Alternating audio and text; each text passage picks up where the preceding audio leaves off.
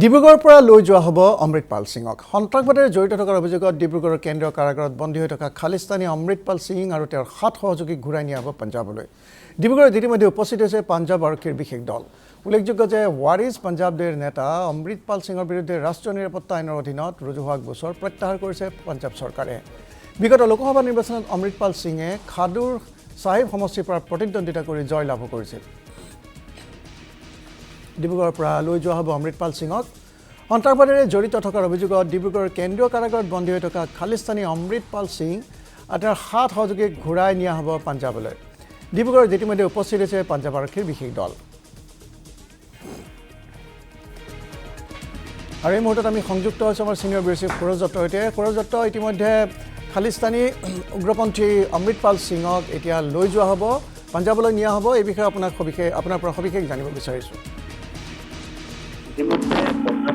আৰু কেন্দ্ৰীয় গৃহ মন্ত্ৰালয়ে যি তেওঁলোকৰ ওপৰত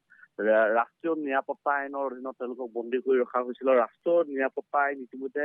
প্ৰত্যাহাৰ কৰিছে ইয়াৰ পাছত তেওঁলোকক পঞ্জাৱলৈ লৈ যোৱাৰ বাবে ইতিমধ্যে এটা দল আহি উপস্থিত হৈছে অৱশ্যে অমৃতপাল সিঙক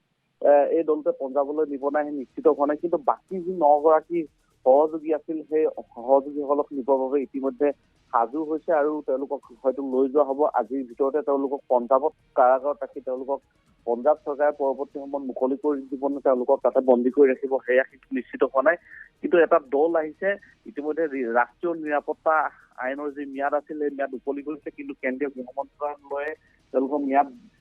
বৃদ্ধি কৰিবনে তেওঁলোকক মুকলি কৰি দিব সেই সময়ত গৃহ মন্ত্ৰালয়ৰ পৰা কোনো ধৰণৰ তথ্য প্ৰকাশ কৰা হোৱা নাই যদি কিন্তু পঞ্জাৱ আৰক্ষী এটা দল আহিছে তেওঁলোকক লৈ যোৱাৰ বাবে কিন্তু অমৃতপাল সিং সন্দৰ্ভত এতিয়ালৈকে কেন্দ্ৰীয় কাৰাগাৰ কৰ্তৃপক্ষই কোনো ধৰণৰ স্পষ্ট মত প্ৰকাশ কৰা নাই কিন্তু বাকী আন যি 9 গৰাকী সহযোগী আছিল সেই 9 গৰাকী সহযোগীক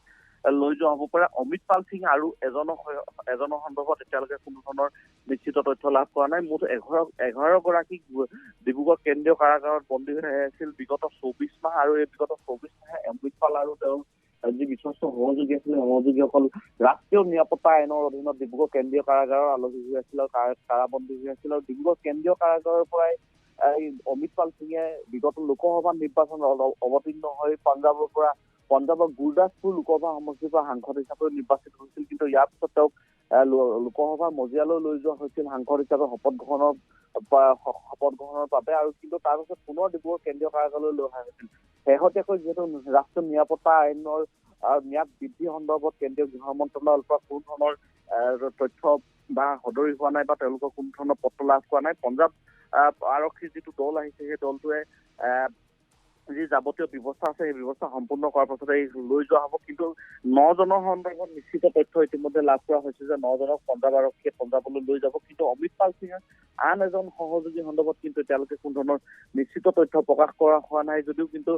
সন্দেহ প্ৰকাশ কৰা হৈছে যিহেতু ৰাষ্ট্ৰীয় নিৰাপত্তা আইনৰ অধীনত তেওঁলোকক ডিব্ৰুগড় কেন্দ্ৰীয় কাৰাগাৰত বন্দী কৰি ৰখা হৈছিল যিহেতু ৰাষ্ট্ৰীয় নিৰাপত্তা আইনৰ ম্যাদ ইতিমধ্যে শেষ হৈছে আৰু আটাইকেইজনকে হয়তো পঞ্জাৱ আৰক্ষীয়ে পঞ্জাৱলৈ লৈ যোৱা হ'ব বনদীপ সুৰজ দত্ত